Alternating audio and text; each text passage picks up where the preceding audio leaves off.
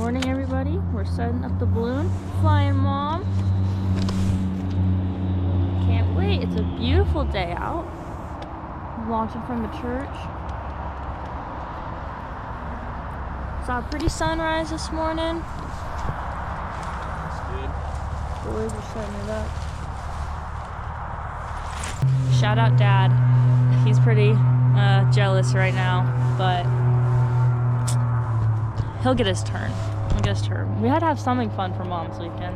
Well, not that we haven't had fun, but Dads get a football game, get to pre-game. Moms get to go shopping and find hot air balloons. So I'll take it. how are you feeling, Mom? Are you excited? I'm really excited. A little nervous, but I'm excited. Yeah. It's a beautiful morning. It's gonna be so fun.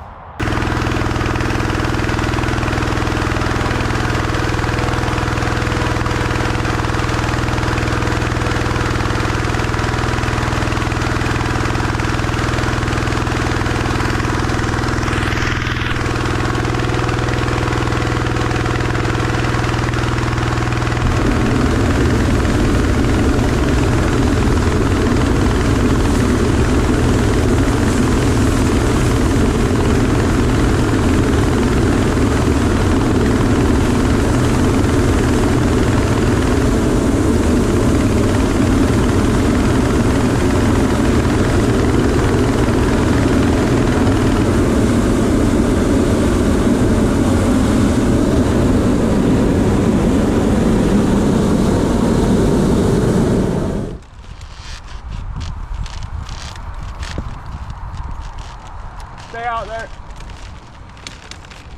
Alright, you could wait one second.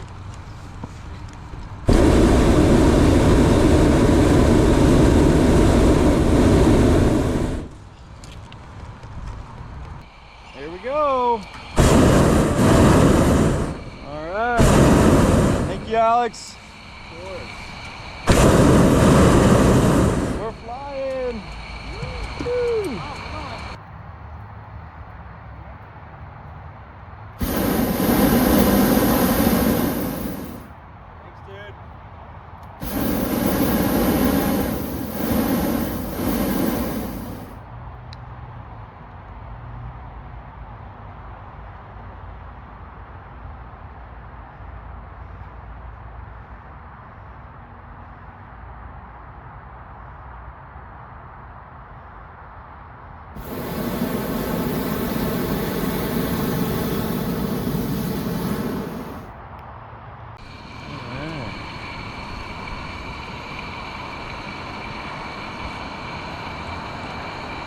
What a pretty morning.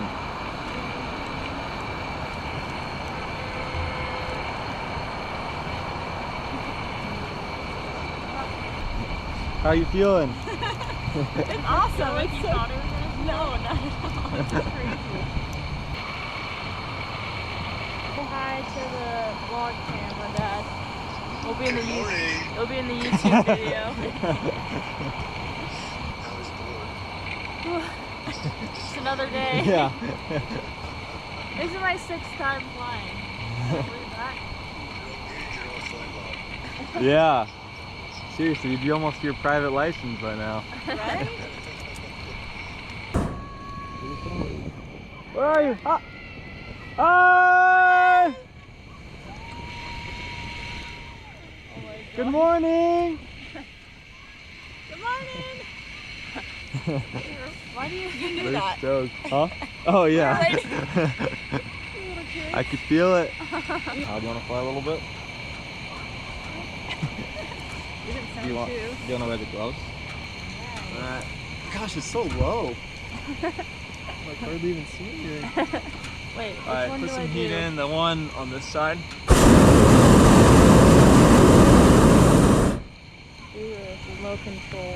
Yeah, I gotta stand up. It's just weird sitting down there. Okay, you want to play remote control burner? So look out the way we're going. Okay. Okay, put some heat in.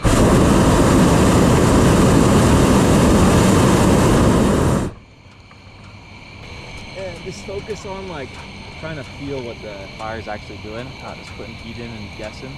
So we want to climb up a little bit more. So that's gonna get us climbing good. And then Is that too much? no, that's okay. But I'm gonna give you a challenge. You need to let me know when you think we're starting to level off. And then you'll put a couple maintenance burns in, is what we call it, to keep us level. Let's see what we come up to. Okay. And also, you have your instruments back here. So you're climbing at 260 feet per minute. See what that does. See what you're starting to, you kind of round it out. We're starting to go down again. Feel that. See how we're descending? Yeah. But just wait and see what it does. A little more in. See what that does. And those last ones are already starting to catch us a little bit. No. See how we're leveling out? Yep. You getting a feel for it? Yeah, sure. Being able to fly level is one of the hardest things. What are we doing now? What? Leveling out? Or going a little higher? Descending a little bit, yeah. Job. Yeah, you're keeping us nice and level. Thanks. I'm impressed. What are we doing now? Going up a little bit. Yep. Ascending. And then you don't want to get behind it. We're gonna kind of just stay level, and then we're gonna kind of drop down, which I'll talk you through. You're learning to fly. It's all about feel. Yeah. You'll get the hang of it. That's what they're seeing to me all the time. Okay, put some heat in.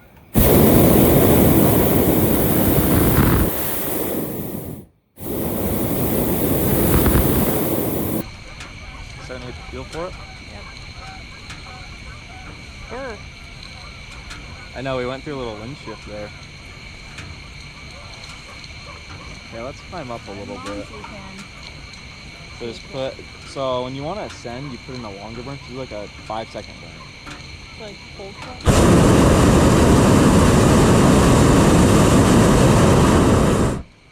Okay, do another one.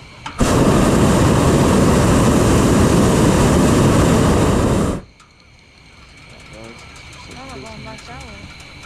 Yep. So we're gonna, where was the wind going that way?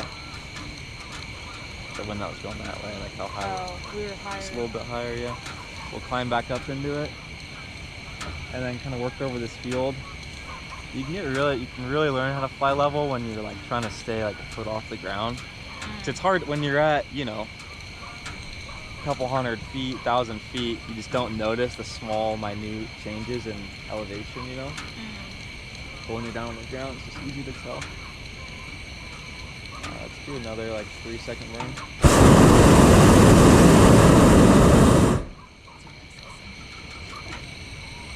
What do you think, Amanda? Pretty cool. Isn't that fun? It's so peaceful. So fun, it is. I know, and you're just floating. Yeah. And there's just like different kind of burns used for different things too. It's like the short ones is kind of to maintain. Okay. But if you want to do something aggressive, then you can put in a lot of heat, you know, a long burn, and then it's gonna, you know, it takes a second and it's gonna do a lot more.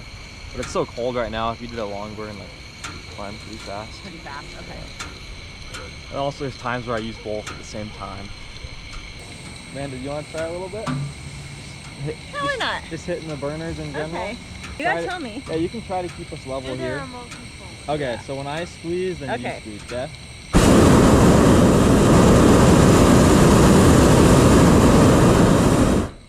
Right on. They're waving. Good morning!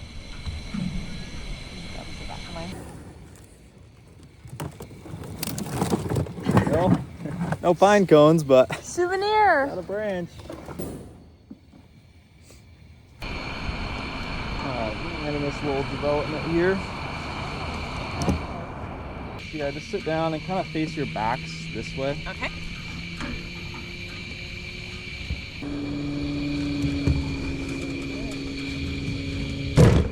Wow.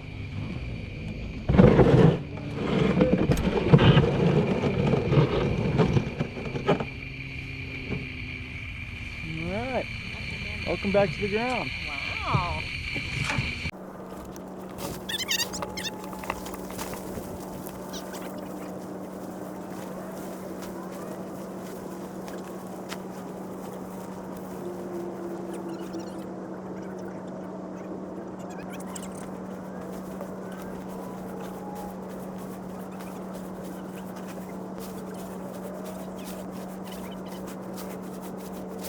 So here where champagne comes into the story of ballooning a little bit later, but after every flight we do a little toast and we talk about the history of ballooning. So do you guys have any idea of where ballooning started? No idea. No idea? No idea. Started in France with two Frenchmen. We always say not the Wright brothers, but not the wrong brothers. They were the Montgolfier brothers, and their family owned a paper factory. And what they would do is they would like burn scrap paper if the ink was bad or something, and have little fires to dry laundry. And what they noticed is little embers of paper would kind of float up, and so they actually thought it was like they thought the smoke was some sort of gas, so they actually coined it Montgolfier gas. Let's get this open real quick. Dips, you don't have to wait till the very end, but we'll do a little toast at the end. Yeah, tilt toward me. Now what they would do is they would see the paper kind of float up in the smoke. We now know that hot air rises, but they had mainly the right idea. And so they started building these little balloons. Oh, no. They were built these little balloons and let them go fly. And they're like, you know what? I think we can build one big enough to fly ourselves. And so they went to the king at the time, who was King Louis, I don't know, he was late on. one of the King Louis, one of the many King Louis. But they went to the king like, King, we think we can get mankind in the sky. And they're like, all right, awesome, how are we gonna do it? They kind of explained their idea, and the king was on board. And so he helped them get the materials, and we're like, all right, perfect, we'll build one big enough to fly people, but who are we gonna fly? They didn't want to volunteer themselves, and so they got some barn animals. They got a chicken, a sheep, and a duck. They got the chicken because it just kind of sit there, the duck because it could fly away if it didn't like it, and then the sheep because they thought the sheep's organs represented the human body the most. And so they're like, all right, if the sheep can survive the altitude, then so can we, because nothing had flown at this point yet. And so they build this big paper mache linen balloon, take it down to town square, lit a big fire under it, sent it flying, and the barn animals were safe. It was a success. And so we're like, great, king, we can, we flew these barn animals, we're ready to fly people. And so they then were like, all right, who are we gonna fly now? They thought maybe prisoners. But then the king was like, all right, if they have a successful flight, they're gonna be famous, I'm gonna have to let them out of jail. So like, all right, no prisoners, but we're still not ready to test it. And so they went down and they went to town square and looked for a volunteer, and they got a guy by the name of Pilatre de Rosier, which is where we get the name pilot. And we always joke his brother co-pilatre, co-pilot, but it was just Pilatre. So they got Pilatre, built him an even bigger balloon, and this time lit a huge fire underneath it. And what happened was, so like now we have coatings on the inside of our balloons, but like they didn't really think about that then, but the soot from the smoke coated the inside of the balloon and trapped all the heat in. And so he ended up going up to like 8,000 feet. So I'm sure he was, kind of freaking out up there, but luckily came down and landed safely. Only problem was no one had seen anything fly, and the farmer's field he landed in thought it was, a fire-breathing dragon. So it came out and destroyed the first balloon with pitchforks. And so the Montgolfier brothers go back to the king like, King, this is great, we can fly mankind, it's a success. There's only one problem, is people don't know what it is and they destroy our balloons. And so the king was like, don't worry, I have the perfect solution. Here's my finest bottle of champagne, dangle it beneath the basket when you come into land, and they'll know it as a peace offering. So now in every flight we do a champagne toast, but also carry an extra bottle for landowners as a peace offering. And then ballooning kept evolving, ended up going over to Ireland. So Irish are good for, well, drinking and also prayers and, religion. And so they started the balloonist prayer. So now we do the balloonist prayer at the end of every flight. So you can raise your glasses. It goes like this. The winds have welcomed you with softness. The sun has blessed you with its warm hands. You have flown so high and so well that God has joined you in your laughter and sent you gently back into the loving arms of Mother Earth. Cheers, guys. Cheers.